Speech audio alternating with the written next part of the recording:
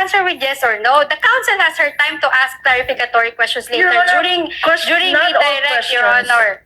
Not all questions can be answered by yes I am or on no. cross, Your Honor, please. Councils. Never mind if you're on cross. There are limits to cross-examination. Misleading questions are not allowed. They on are cross. allowed. I don't Councils, think I need to lecture you please, that. councils, let's not allow the generational or seeming generational divide increase the tension in the courtroom. Let's keep it a notch lower. Okay, apprehended. So, apprehensions, no? So, ang tanong ko sa'yo ngayon, alam niyo ho ba, no? Do you know that one of the purposes of a confidential activity or a surveillance is crime prevention? Alam niyo ba yon? Ang sa confidential... Hindi, alam niyo ba yon? Tanong ko lang ho, alam niyo ba na isa sa mga purposes ng surveillance or ng confidential work ay crime prevention? Alam niyo ba yon? kasama po ang crime prevention pero depende rin po Hindi, ito sa just mandate. answer my question, mandate ng yes or agency. no? Attorney Celine, Do you agree? Yeah. Kasama po ba yon o hindi? Yung sa crime prevention po, kasama po yun sa... Wait, pero let your depende answer. pa rin po ito sa, sa mandate po ng Ang ganda lang, agency. kasama po ba siya sa surveillance at paggamit ng confidential fund, crime prevention? Yes or no? Opo, kasama po. Okay, salamat, Celine. Okay. In fact, meron tayong tatlong klase ng surveillance work. Alam niyo ba yon, Celine? May background ho kayo sa mga surveillance, intelligence work, confidential work. Based lang po sa joint circular na for surveillance activities yung confidential fund. So actually, yung surveillance do you agree with me, may tatlong klase ho yan. Una, preventive surveillance. Alam niyo ba yon? No basis, Your Honor. No Hindi, basis for this tinatanong ko lang ho question. kung alam niyo ho ba. Your Honor, the surveillance work that this Your Honor- witness testified to is as defined in the circular, Your So, Honor. what is surveillance work as defined in the circular? Ito po yung yung kasing, di ba po yung confidential expenses is used by agencies for surveillance and surveillance activities na makakatulong po sa, na maisagawa ang mandate ng isang Okay, agency. sige. Sige, nandun na tayo sa may sagawa yung mandate nila. So, tanong ko sa'yo, did the circular limit that to crime prevention? Kasi nga sabi mo, kailangan to apprehension. Kasi nga sabi mo, dapat may mahuli. Sinabi mo ba yan sa JC na dapat may mahuli? Ang nakalagay po kasi sa JC under 4.8.5 is proof of success. Your Honor, please. Let the witness answer, Your Your Honor, please, Mr. can Presiding the... Officer, can the counsel be instructed not to stop the witness at mid-sentence, Your Honor? Your Honor, please, can the witness be directed? You just answer with yes or no. The counsel has her time to ask clarificatory questions later Your Honor, during not the all direct, Your questions. Honor. Not all questions can be answered by yes I am or on no. cross, Your Honor, please. Councils. Never mind if you're on cross. There are limits to cross-examination. Misleading questions are not allowed. They on are cross. allowed. I don't Councils, think I need to lecture you please, that. councils, let's not allow the generational or seeming generational divide increase the tension in the courtroom. Let's keep it a notch lower. Your Honor, please, I am preventing myself from giving her a spanking, Your Honor. That is what I would Your have Honor, done please. Again, in the councils. generational divide, Your Honor. Your Honor, councils, you are all members of the bar and Yes, you're Your Honor. all counsels I for the submit. parties. And we will be treating and looking at each one equally. At Miss I will- Eileen. Yes, Your Ah, Honor. it's also- I promise to henceforth behave. Your Thank Honor, you. can I please respond quickly lang, no? I have high respect for Attorney Kapunan. In fact, she's one of You my can end there, idols. counsel. Let's end here. Let's end here. You can end there. It might with the sound like respect. it might sound like a eulogy, Your Honor. I'm still very much alive. Your Honor, kahapon niya, hindi ko nga siya kinukulit, di ba? Kahit may mga questions na doon na leading, hindi naman allowed yun sa direct examination eh. I respected her. You can end there, counsel, if Yeah, you respect her. Thank you. Thank you po. Miss Eileen, Ayon sa tanong ng council, simple lang po naman, nakalagay ba sa Joint Memorandum Circular 2015-01 na kailangan may mahuli para maging successful ang isang pagbigay ng reward or information? Wala pong nakalagay. Ang nakalagay lang po, proof of success of information gathering and or surveillance So, activities. interpretasyon niyo po yun na dapat may mahuli para maging successful. I base po yon sa aking professional judgment and based on the evaluation po ng documents na ito is based po sa joint circular. Pero hindi po yun nakalagay sa joint circular na maliwanag. Hindi po. Nakalagay lang po proof of Interpretasyon niyo success. na po yun. Doon po sa pag-evaluate ko, yun po yung naging basis Okay. ko. Okay. Please proceed, Attorney Christine. Salamat po. Okay, so sa tingin nyo, no, dahil gusto nyo dapat may huli, hindi part ng confidential activity yung crime prevention? Ganun ho ba? Hindi ho siya part nun? Pwede pong pakiulit. At hindi ho part yung crime prevention na walang nangyaring masama. Doon sa event na yun, hindi ho yun part ng confidential work or surveillance.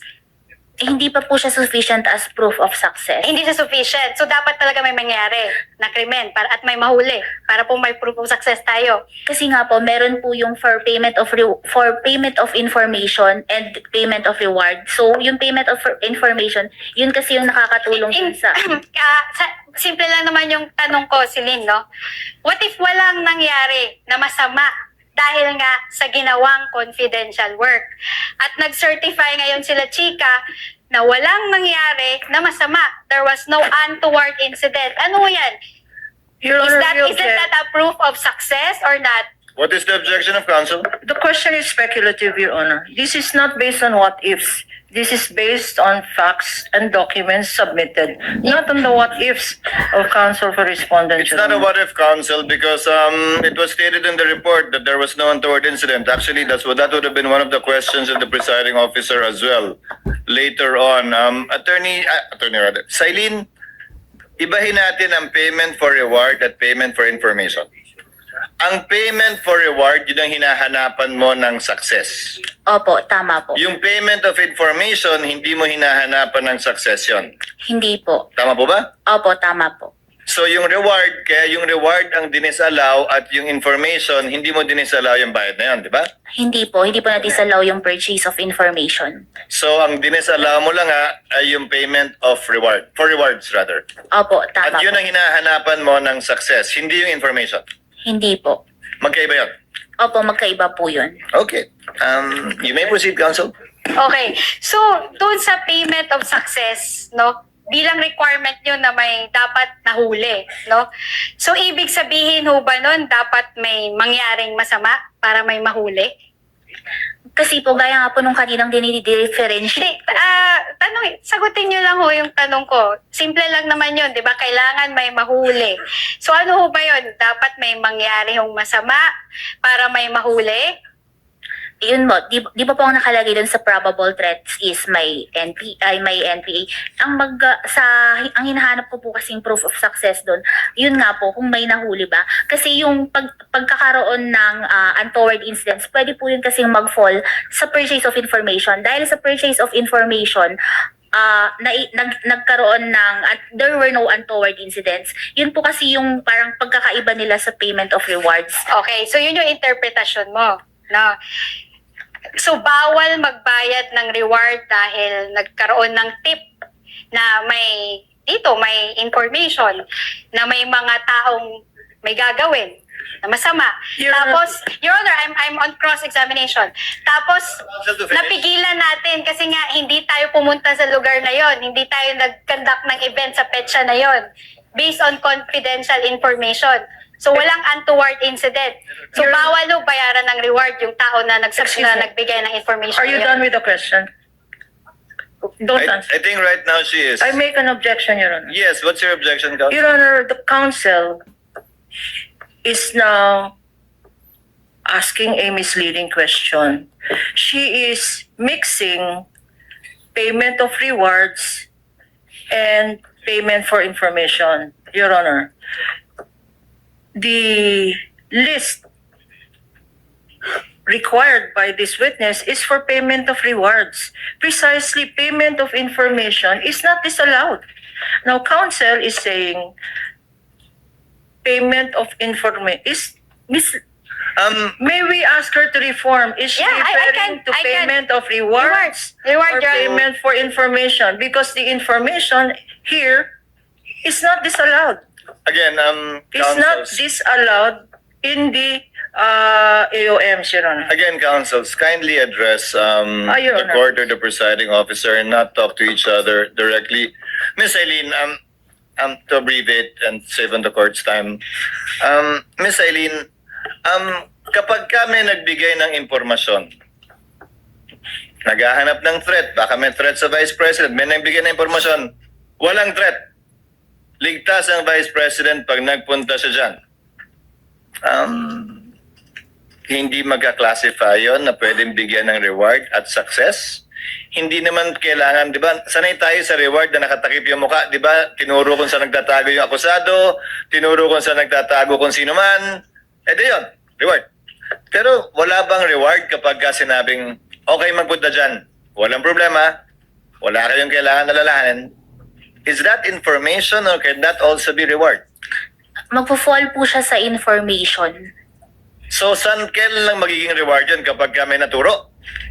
Opo, kasi yung proof of success, Tuloy niyo po.